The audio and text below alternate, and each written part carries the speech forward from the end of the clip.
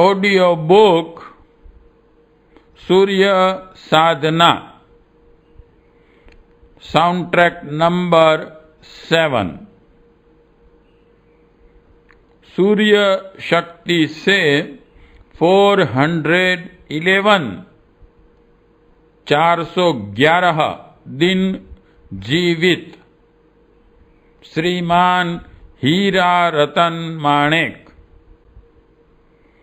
सूर्य शक्ति के सहारे 411 दिन जीवित रहे गुजरात के हीरा रतन माणेक शाह को सब जानते हैं।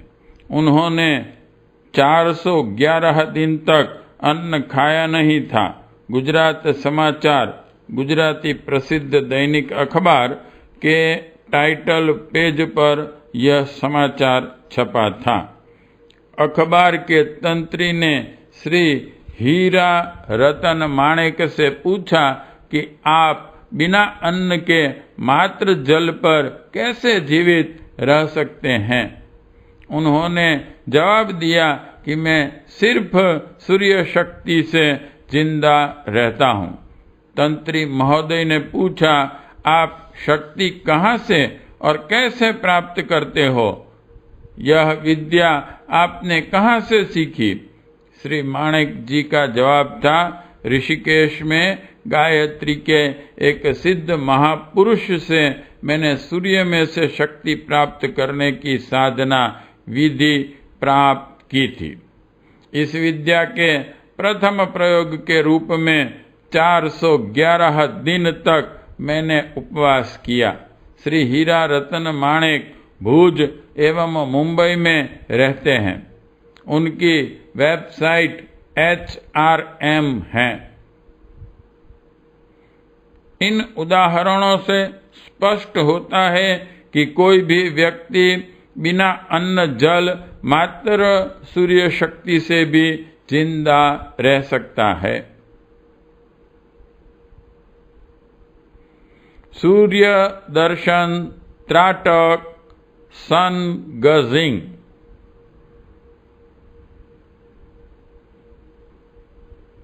सूर्य के विषय में रुचि रखने वाले श्री हीरा रतन माणेक अपने अर्थोपार्जन व्यापार से 1992 में निवृत्त होने के बाद अपना संपूर्ण समय सूर्य दर्शन पर प्रयोग करने में निवेश किया। सूर्य से शक्ति और ऊर्जा प्राप्त करने की सरल प्रक्रिया प्रोसेस विकसित की, जिसको मानव कल्याण एवं विश्व शांति के लिए 21वीं सदी को समर्पित कर दिया। विश्व के सुपर कंप्यूटर से भी महान मनुष्य के ब्रेन बेन्यूटर को सूर्य दर्शन से चार्ज करके कोई भी साधक सूर्य की अपूर्व अद्भुत शक्ति का लाभ उठा सकते हैं। यह कोई नवीन खोज नहीं है। विश्व की सबसे पुरानी यह विद्या का अनेक प्राचीन ग्रंथों में उल्लेख रहा है। उन्हीं को सरल बनाकर पुनः स्थापित करने का प्रयास हीरा भाई ने किया है।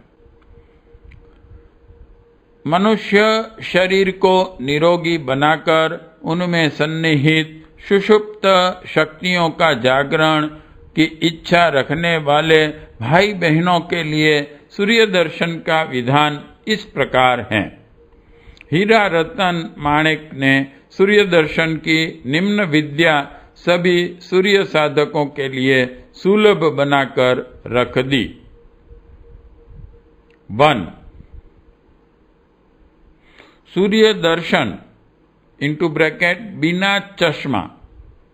प्रत्यक्ष आंखों से नंगे पैर, खुले माथे, मिट्टी या रेत पर यानी कि जमीन पर सावधान स्थिति में सीधे खड़े होकर उत्साहित और उत्तेजना रहित श्रद्धा से निर्भय होकर शरीर को ढीला छोड़कर तनाव मुक्त स्थिति में रहकर सूर्य दर्शन बिना पलक झपके टकटकी लगाकर करना है। घास पर, लॉन या गीली मिट्टी पर खड़े होकर सूर्य दर्शन करना नहीं है। सड़क या कंक्रीट की छत पर खड़ा होकर सूर्य दर्शन करने के फायदा मंथर गति से होता है। सूर्य दर्शन सूर्योदय से 1 घंटे तक और सूर्यास्त के पहले 1 घंटे तक करना सुरक्षित है, परंतु सूर्य दर्शन सुबह करो या सायं, बीच में 24 घंटे के अंतर से करना चाहिए।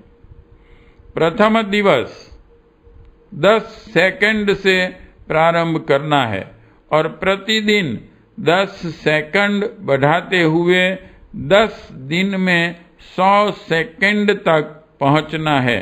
सतत 30वें दिन 300 सेकंड मतलब 5 मिनट तक करना है। सूर्य की ऊर्जा फास्ट फूड नहीं है, इसलिए सूर्य दर्शन का समय क्रमशः बढ़ाते हुए 45 मिनट तक करने का लक्ष्य प्राप्त करना है। बीमारी या बादल छाए रहने की स्थिति में जहां रुक गए वहां से पुनः प्रारंभ करना है। 300 सेकंड पर रुक गए तो 310 से प्रारंभ करना है। 9 माह में अगर आपने 45 मिनट का लक्ष्य प्राप्त कर लिया है तो इसके पश्चात अधिक समय तक सूर्य दर्शन की जरूरत नहीं है। सूर्य दर्शन के लक्ष्य तक पहुंचकर 1 वर्ष पर्यंत नंगे पैर जमीन या रेत पर 1 घंटा रोज सुबह या शाम चलना है। जो भाई बहन दवाई ले रहे हैं ऐसे व्यक्ति भी सूर्य दर्शन कर सकते हैं और सूर्य दर्शन से रोग ठीक हो जाने पर दवाई बंद कर सकते हैं। चश्मा धारक चश्मा निकालकर सूर्य दर्शन करें। आंख के अन्य रोगी डॉक्टर से सलाह लेकर सूर्य दर्शन करें। गर्भिणी और 12 वर्ष से ऊपर के बालक भी सूर्य दर्शन कर सकते हैं। जो खड़े नहीं हो सकते हैं वे कुर्सी में बैठकर भी कर सकते हैं। सूर्य स्नान भी अनेक औषधि गुणों से भरपूर है। संपूर्ण खुले शरीर से किया हुआ सूर्य स्नान अत्यंत फायदाकारक है। धूप सहन कर सकें तो दिन में किसी भी समय सूर्य स्नान कर सकते हैं।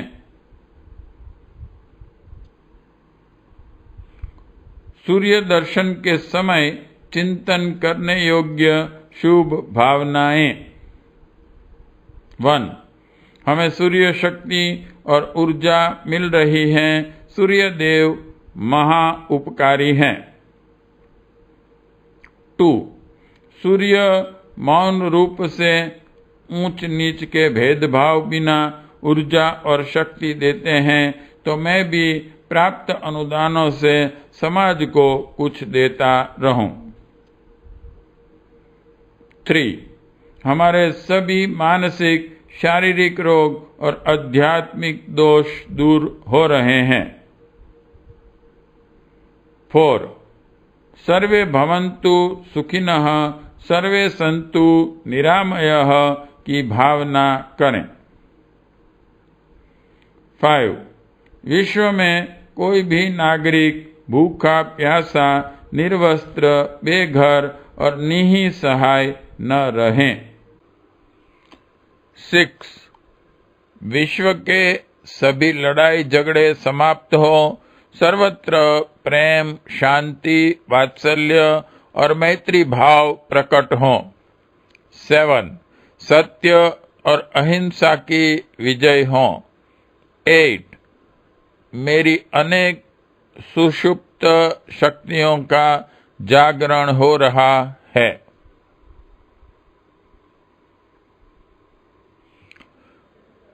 15 मिनट सूर्य दर्शन से लाभ। 1. मानसिक तनाव और डिप्रेशन दूर होता है। 2. चंचल और अशांत मन स्थिर और शांत होता है। 3. संकल्प शक्ति बढ़ती है। 4. विपरीत परिस्थितियों में योग्य निर्णय लेने की सद्बुद्धि प्राप्त होती है। 15 से 30 मिनट के सूर्य दर्शन के फायदे। 1. हाथ पैर कमर पेट और सिर दर्द ठीक होता है, कभी थकान नहीं लगती है। 2. डायबिटीज लो या हाई बीपी जैसे रोग ठीक होते हैं। 3. अजीर्ण अपच गैस जैसे पाचन तंत्र के रोग ठीक होते हैं। 4. खांसी श्वास दमा अस्थमा जैसे श्वसन तंत्र के रोग ठीक होते हैं। 5.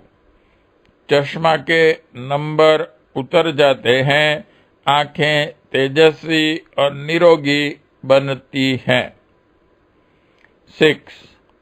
कान नाक और गले का दर्द भी ठीक होता है। 7. मरोड़ हरस बवासीर और संधिवात से मुक्ति मिलती है। 8. पथरी प्रोस्टेट और मूत्र मार्ग के रोग भी ठीक होते हैं। 9. चर्म रोग भी ठीक होते हैं। 10. मोटापा यानी कि मेदस्विता कम होकर शरीर में स्फूर्ति आती है। 11. अस्थियां मजबूत स्नायु शक्तिशाली और हृदय स्वस्थ होता है। 30 to 45 मिनट्स के सूर्य दर्शन के लाभ। उपरोक्त लाभ के अतिरिक्त निम्न अन्य लाभ भी प्राप्त होते हैं। 1. गुण कर्म स्वभाव में परिवर्तन होता है, धैर्य और सहनशीलता में वृद्धि होती है और क्रोध से मुक्ति मिलती है। 2. दूसरों के गुण और स्वयं के दोष दिखने लगते हैं और उसे दूर करने की वृत्ति पैदा होती है। 3. प्रामाणिकता न्यायप्रियता सरलता और सत्यप्रियता आदि गुणों का विकास होता है। 4. क्लेश लड़ाई झगड़ा और शत्रुता के भाव दूर होते हैं। 5. साधक शांति प्रिय बनकर सबके साथ प्रेम वात्सल्य और मैत्री भाव से रहता है। 6. 30 to 45 मिनट के सूर्य दर्शन से आशीर्वाद रूप आहार मुक्ति का फायदा प्राप्त होता है। मानव शरीर के लिए भोजन ईंधन है। सूर्य दर्शन से शरीर के जीवन कोशों की संग्रह शक्ति और आंतरिक ऊर्जा बढ़ती है, इसलिए भोजन की आवश्यकता कम होती है। शरीर ऐसी स्थिति में आता है कि भोजन की इच्छा ही नहीं होती है। भोजन बंद होते ही मल त्याग बंद होता है और मात्र पानी से जीवन यापन चलता है। अंबाजी तीर्थ गुजरात में चुंदड़ी वाले माताजी 15 वर्षों से भोजन पानी नहीं लेते हैं और मलमूत्र विसर्जन की सारी क्रियाएं भी बंद हैं। यही सूर्य विज्ञान का रहस्य है। सूर्यार्घ्य दान। सूर्य वास्तव में देवता है क्या, जिसमें प्रसन्नता अप्रसन्नता के भाव विद्यमान हो? हिंदुओं के इस मत की विश्वसनीयता जानने के लिए 1980 में कैलिफोर्निया यूनिवर्सिटी के विज्ञान के प्रोफेसर सर A.K. जॉर्ज ने एक प्रयोग किया था। वे जून माह की दोपहरी में नंगे शरीर 5 मिनट तक चिलचिलाती धूप में बैठे रहे। उसके पश्चात पुनः कमरे में जाकर शरीर का तापमान नापा तो वह 3 डिग्री ज्वर बता रहा था। दूसरे दिन पूरी श्रद्धा भावना के साथ सूर्य की पूजा की और धूप दीप फल फूल नैवेद्य चढ़ाए गए। तदोपरांत मध्याह्न के समय नंगे बदन 11 मिनट तक सूर्य के समक्ष बैठे रहे। इसके पश्चात पुनः कमरे में जाकर शरीर का तापमान नापा तो उन्हें देखकर भारी आश्चर्य हुआ कि इस बार सूर्य के सम्मुख अधिक देर तक रहने पर भी शरीर का तापमान सामान्य था। इससे उनकी यह भ्रांति समाप्त हो गई कि हिंदू संस्कृति में यदि सूर्य को देवता माना गया है तो इसमें कोई आश्चर्य जैसी बात नहीं है। यह सारा विवरण उन्होंने वैज्ञानिक तथ्यों और वैज्ञानिक प्रमाणों पर आधारित अपनी पुस्तक सन द हिंदू डेटी में प्रकाशित किया है। इस प्रकार अब धीरे धीरे पश्चिमी लोग भी इस बात को स्वीकारने लगे हैं कि हिंदू संस्कृति के सूर्य चंद्र स्थूल पिंड नहीं वरन चैतन्य शक्तियां हैं और उनमें कुपित होने और खुश होने के भाव विद्यमान हैं। सूर्य नारायण को एक लोटा जल चढ़ाने के पीछे क्या तत्व दर्शन है, यह सब नहीं जानते हुए भी सभी धार्मिक सज्जन एक लोटा जल सूर्य के सामने चढ़ाते हैं। सरकार बिजली देती है, कभी कभी बिजली नहीं भी आती है, परंतु माहवारी बिल अवश्य भेज देती है। सूर्य हमें 12 घंटा प्रकाश देता है, आज तक बिल नहीं भेजा। सूर्य बादल बनाते हैं, पौधों को उर्वरा शक्ति देते हैं। मनुष्य का जीवन यापन सूर्य से ही तो है। क्या हम सूर्य का अभिनंदन आभार प्रकट नहीं करेंगे? डॉक्टर पैसा लेकर बुखार की दवाई देता है तो भी हम बुखार ठीक होने से पहले डॉक्टर को थैंक यू कहते हैं। तो हम सूर्य भगवान के ऋणी हैं, कृतज्ञ हैं। क्या हम उनका अभिवादन नहीं करेंगे? सूर्य जगत की आत्मा है। सूर्यार्घ में प्रार्थना है कि आप हमारी पूजा अभिवादन नमस्कार स्वीकार करके हमें पवित्र शक्तिशाली स्वस्थ और ऊर्जावान बनाएं। तांबे के लोटे में शुद्ध जल लेकर श्रद्धा भावना के साथ हो सके तो चंदन पुष्प मिश्रित सूर्य के सम्मुख खड़े होकर दृष्टि सूर्य की ओर रखकर और किरणें जल की धारा द्वारा हमारे आंखों में प्रवेश करें, ऐसे अर्घ्य दान देना चाहिए। अंत में 1 चम्मच जल बचाकर रखना चाहिए। थोड़ा जल हथेली में लेकर दोनों हाथों में मलकर सूर्य के सामने हथेली रखकर 5 बार गायत्री मंत्र और 5 सूर्य मंत्र बोलकर दोनों हथेली मलकर अपने मुख शरीर पर लगाना चाहिए और शेष जल का आचमन करना चाहिए, क्योंकि सूर्य प्रभावित जल को सोम या अमृत की संज्ञा दी गई है और उसका पान करने से निरोगिता और दीर्घायुष्य प्राप्त होता है। सूर्यार्घ्य मंत्र।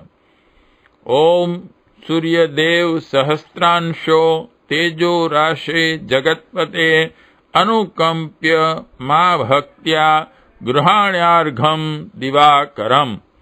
ओम सूर्याय नमः, आदित्याय नमः, भास्कराय नमः। सुबह और दोपहर अर्घ जल में दे सकते हैं, परंतु शाम का अर्घ भूमि पर ही देना पड़ता है। सुबह के अर्घ में 3 बार जल की धारा छोड़नी है। सूर्याय नमः, भास्कराय नमः, आदित्याय नमः। सूर्य नमस्कार। पूर्वाभिमुख खड़े होकर सूर्य के सामने दोनों हाथ जोड़कर निम्न मंत्र से प्रार्थना करें कि हे सविता देवता, हमें तेज, ऊर्जा, शक्ति और दीर्घायुष्य प्रदान करें, ताकि हम अपने आप को आत्म कल्याण एवं विश्व कल्याण के लिए समर्पित कर सकें। ओम विश्वानि देव सवितर्दुरितानि परासुव यद्भद्रं तन्न आसुव। ओम शांति शांति शांति सर्वारिष्ट सुशांतिर्भवतु। सूर्य परिक्रमा। अपने स्थान पर पूर्वाभिमुख खड़े रहकर सूर्य का ध्यान करते हुए निम्न मंत्र से परिक्रमा करनी है। पृथ्वी सूर्य की परिक्रमा करके सभी प्रकार के अनुदान प्राप्त करती हैं। इसी प्रकार साधक सूर्य परिक्रमा करके सभी प्रकार के अनुग्रह अनुदान को सहज ही प्राप्त कर लेता है। निम्न मंत्र या गायत्री मंत्र से करे।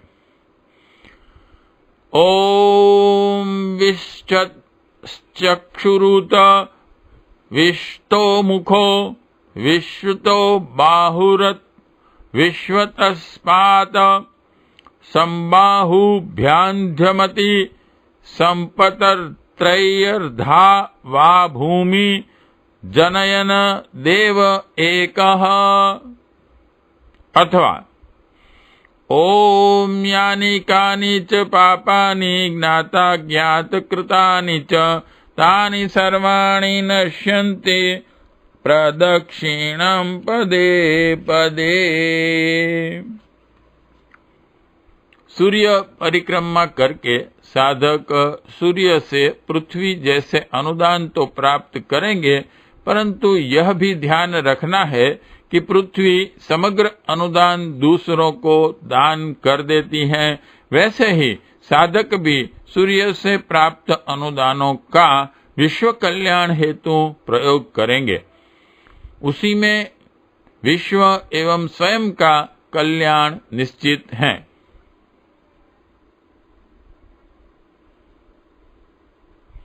सूर्य शक्ति का दोहन इंटू ब्रैकेट परम पूज्य गुरुदेव श्री राम शर्मा आचार्य जी के श्री मुख से।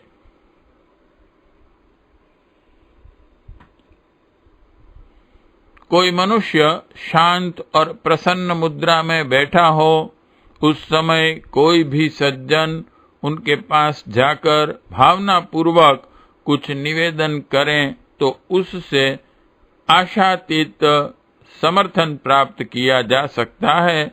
परंतु जब कोई व्यक्ति अस्त व्यस्त और अशांत स्थिति में हो, तब शायद ही कोई सफलता प्राप्त कर सकता है।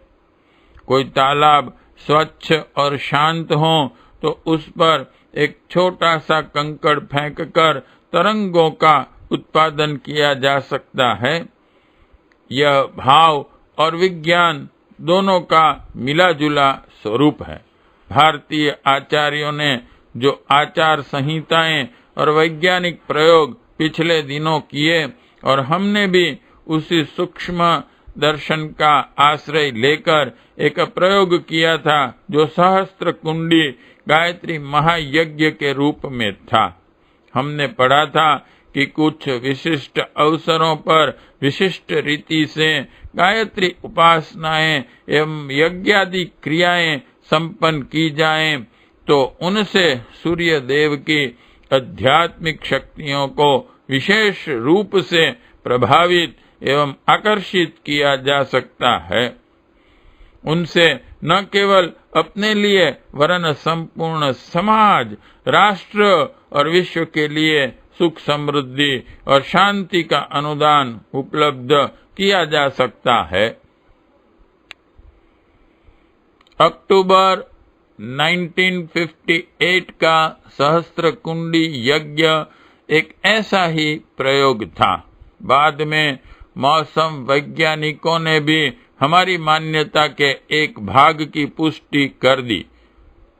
प्रथम जुलाई 1957 से 31 दिसंबर 1958 तक खगोल शास्त्रियों ने अंतरराष्ट्रीय शांत सूर्य वर्ष, international year of the quiet sun, संक्षिप्त में विकसित मनाया। यह नाम इसलिए रखा गया कि इन 2 वर्षों में सूर्य बिल्कुल शांत रहा और वैज्ञानिकों को इस पर अनेक प्रयोग और अध्ययन करने का अवसर मिला। लगभग इसी अवधि से हमारे इस यज्ञ की तैयारी हुई थी। साधकों ने 1 वर्ष पूर्व में ही गायत्री के विशेष पुरस्चरण प्रारंभ किए थे और अक्टूबर 1958 में 4 दिन तक यज्ञ चला और शरद पूर्णिमा के दिन पूर्णाहुति की गई थी। गायत्री का देवता सविता है, इसलिए इस गायत्री अभियान का उद्देश्य शांत सूर्य का अध्ययन तथा प्रयोग ही था और उन उपलब्धियों से सारे विश्व समाज को लाभान्वित कराना था जो ऐसे अवसरों पर देव शक्तियों से सुविधा पूर्वक अर्जित की जा सकती हैं। जिस तरह कोई शांत सज्जन के पास अनेक काम करा सकते हैं, वैसे 2 वर्ष के दौरान सूर्य शांत होने से गायत्री पुरस्चरण द्वारा व्यक्ति, समाज, राष्ट्र और विश्व को सूर्य की आध्यात्मिक शक्ति का अनुदान प्रदान करने का यह एक महान वैज्ञानिक परंतु आध्यात्मिक प्रयोग था। राम नवमी, गायत्री जयंती, गुरु पूर्णिमा, विजयादशमी और शरद पूर्णिमा ऐसे उत्तम पर्व हैं जिसमें सामूहिक गायत्री अनुष्ठान, पूर्णाहुति यानी कि सावित्री प्रयोग द्वारा सूर्य शक्ति से देव शक्तियों का अनुदान वरदान पृथ्वी पर व्यक्ति, समाज और राष्ट्र और विश्व के लिए दोहन कर सकते हैं। सूर्य कलंकों के प्रभाव से परिवर्तन।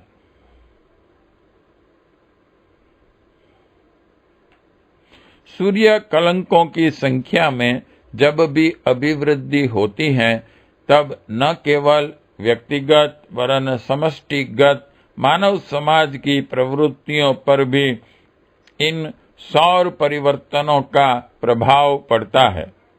18वीं शताब्दी से अब तक के विश्व इतिहास की गवेषणाओं से यह तथ्य स्पष्ट होता है कि महत्वपूर्ण ऐतिहासिक क्रांतियां, रक्तपात, हिंसक उपद्रव आदि घटनाएं इन्हीं सौर कलंक के वर्षों में हुई है।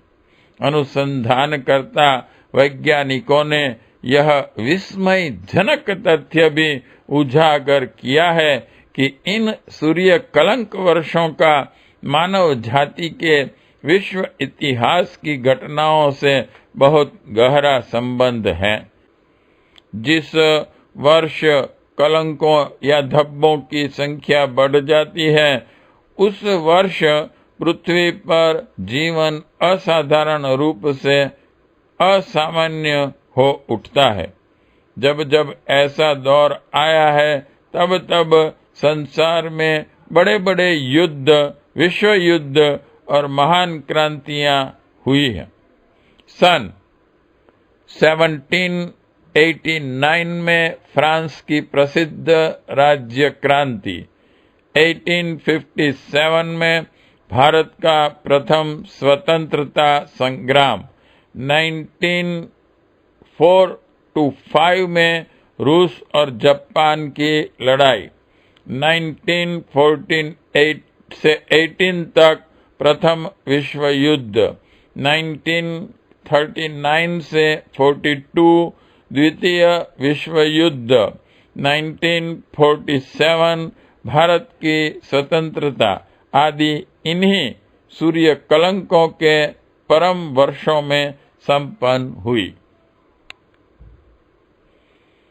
अध्यात्मवेता दिव्यदर्शियों का कहना है कि काल चक्र के अनुसार अगले दिनों बहुत अधिक तीव्र और शीघ्रातिशीघ्र परिवर्तन होंगे। किन्हीं अज्ञात कारणों से अगले दिनों नियमों को तोड़कर सूर्य पृथ्वी में परिवर्तन लाएगा। इसमें अतिवृष्टि, अनावृष्टि, सूखा, अकाल, विश्व युद्ध, महामारियों के प्रकोप ही नहीं होंगे, वरन महाक्रांतियां का नया दौर भी शुरू होगा और मानवीय दुर्बुद्धि पर अंकुश लगेगा। गायत्री उपासना के माध्यम से इस प्रयोग को भविष्य में विशेष गतिशीलता मिलेगी। अमेरिका के वैज्ञानिकों का कहना है कि सूर्य में से एक अजीब प्रकार की लौ की आंधी पृथ्वी की तरफ अति तेज गति से आ रही है। वर्तमान समय में सूर्य में से जो ज्वालाएं, सोलार सुनामी पैदा हो रही हैं, उसका असर भारत में नहीं हो रहा है, या तो भारत में आते आते ही ठंडी हो जाती हैं।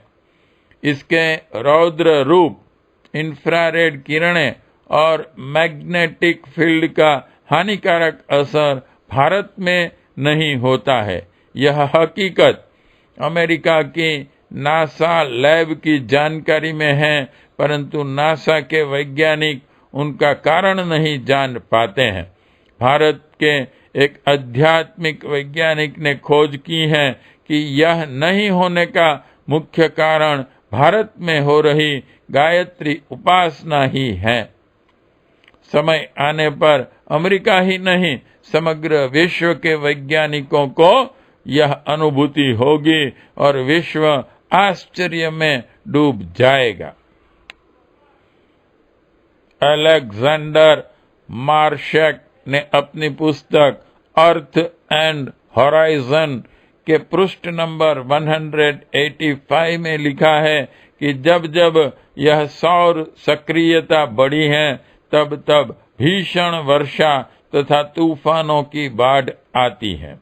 भीषण गर्मी की वृद्धि, कहीं कहीं अकाल, सड़क दुर्घटनाएं, वायुयान दुर्घटनाएं, युद्ध तथा रक्तपात बढ़ता है। ग्रीक अध्यात्मवेता जूलियन ने सूर्य संबंधी अपनी व्याख्या विवेचना करते हुए लिखा है, वस्तुतः मनुष्य की आध्यात्मिक उन्नति में सविता देवता की महत्वपूर्ण भूमिका होती है। उनके अनुसार मनुष्य जितना अधिक भौतिक शक्तियों से प्रभावित होता है, उससे भी कई गुना अधिक उसे सौर शक्तियां उत्तेजित और आंदोलित करती हैं। भौतिक शक्तियां नीचे की ओर खींचने का प्रयास करते दिखती हैं, जबकि सूर्य की शक्तियां ऊर्ध्वगामिता की ओर ले जाती हैं। मनुष्य की चेतना को सूर्य और समग्र ग्रह पिंड अपनी आकर्षण शक्ति से प्रभावित करते हैं, जिससे मनुष्य बलात् वांछनीय या अवांछनीय हरकतें करता है। सूर्य में होने वाले परिवर्तनों का पृथ्वी वासियों पर क्या प्रभाव पड़ता है, यह जानने के लिए रूस के मूर्धन्य वैज्ञानिक चीजॉब्स्की ने विगत 400 वर्षों के इतिहास और सूर्य की पिछली गतिविधियों का गहन अध्ययन किया है। उन्होंने निष्कर्ष निकाला है कि विविध प्रकार की महामारियों एवं क्रांतिकारी परिवर्तनों का सौर कलंकों सनस्पॉट्स से गहरा संबंध है। यह एक वैज्ञानिक तथ्य है कि प्रत्येक 11 वर्ष पश्चात इन धब्बों की संख्या बढ़ जाती है। भारतीय भूगोल विज्ञान वेताओं की टिप्पणी सुनने और समझने योग्य है। उनका विश्वास है कि भारतवर्ष में गायत्री उपासना की वृद्धि हो रही है। गायत्री मंत्र और उपासना का सीधा संबंध सूर्य से है। सविता को गायत्री का देवता () फल देने वाला कहा गया है। आगे लाखों करोड़ों की संख्या में उपासक बढ़ेंगे, तब सूर्य मंडल का और भी तीव्र मंथन होगा और उसकी भारतवर्ष में तीव्र प्रतिक्रिया परिलक्षित होगी। आसुरी स्वभाव वालों के लिए यह प्रतिक्रिया प्रतिकूल बैठेगी, अर्थात उन्हें रोग, शोक, सामाजिक अपमान और राजदंड का भागी बनना पड़ेगा, पर शुद्ध और पवित्र आचरण वाले व्यक्ति उससे लाभान्वित होंगे। उन्हें सुख, संपत्ति, धन धान्य की कोई कमी नहीं रहेगी। जल, वायु, समुद्र, आकाश, पृथ्वी सब यहाँ के लिए शुभ, लाभदायक होंगे। हमारी भविष्यवाणी। परम पूज्य गुरुदेव ने वैसे तो कभी भविष्यवाणी नहीं की है, परंतु सूर्य शक्ति के विषय में वे कहते हैं कि इस बीच सूर्य की प्रचंड शक्तियों का पृथ्वी पर आविर्भाव होगा और उससे वह तमाम शक्तियां नष्ट भ्रष्ट हो जाएगी जो मानसिक दृष्टि से अध्यात्मवादी न होगी। जो लोग सूर्य शक्तियों से संबंध बनाए रखेंगे, उसकी रक्षा और समुन्नति उसी प्रकार होगी जिस तरह भयंकर ज्वार भाटा आने पर भी समुद्र में पड़े फूलों का अनिष्ट नहीं होता, जबकि बड़े बड़े जहाज यदि साधे न जाएं तो उस अनंत जल राशि में डूबकर नष्ट हो जाते हैं। गायत्री उपासक इन परिवर्तनों को कौतूहल पूर्वक देखेंगे और उन कठिनाइयों में भी स्थिर बुद्धि बने रहने का साहस उसी प्रकार प्राप्त करेंगे जिस प्रकार माँ का प्यारा बच्चा माता के क्रुद्ध होने पर भी उनसे भयभीत नहीं होता, वरन अपनी प्रार्थना से उन्हें शांत कर लेता है। गायत्री उपासक इसी परिवर्तनों को कौतूहल पूर्वक देख सकेंगे और ऐसी भयंकर परिस्थिति में भी शांत और स्थिर रह सकेंगे जैसे कोपायमान माँ की गोद में प्यार से खेलता बच्चा। हमारी मान्यताएं इससे भी अधिक है, अर्थात तब यहाँ अनेक तेजस्वी आत्माएं जन्म लेगी। वह कृषि, विज्ञान, साइंस, राजनीति, अर्थनीति, वाणिज्य, कला, संस्कृति के क्षेत्र में संपूर्ण विश्व का मार्गदर्शन और नेतृत्व करेंगी। उठो सुनो प्राची से उगते सूरज की आवाज, अपना देश बनेगा सारी दुनिया का सरताज, दुनिया का सरताज। ओ भारत माता के वीरो, निंद्रा तंद्रा त्यागो, देश धर्म का मान करो, जागो विश्व जगाओ। अगले ही दिनों सूर्य की प्रबल प्रेरक शक्तियां अपने प्रचंड प्रवाह से मानवीय मस्तिष्कों की अवांछनीय दिशा धारा को, ध्वंसात्मक प्रवृत्तियों को मोड़ मरोड़कर सृजनात्मक की ओर उन्मुख कर दें और धरित्री पर सर्वत्र स्वर्गोपम परिस्थितियां तथा मानव में देवत्व के दर्शन होने लगे, तो इसमें किसी को कोई आश्चर्य नहीं मानना चाहिए। सूर्य विज्ञान और सविता साधना एक ही तथ्य के स्थूल और सूक्ष्म रूप हैं। सूर्य विज्ञान से भौतिक आवश्यकताओं की पूर्ति का सुयोग मिलता है, तो सविता साधना से आध्यात्मिक उपलब्धियां हस्तगत होती हैं। वैदिक युग में सूर्योपासना सर्वोपरि थी।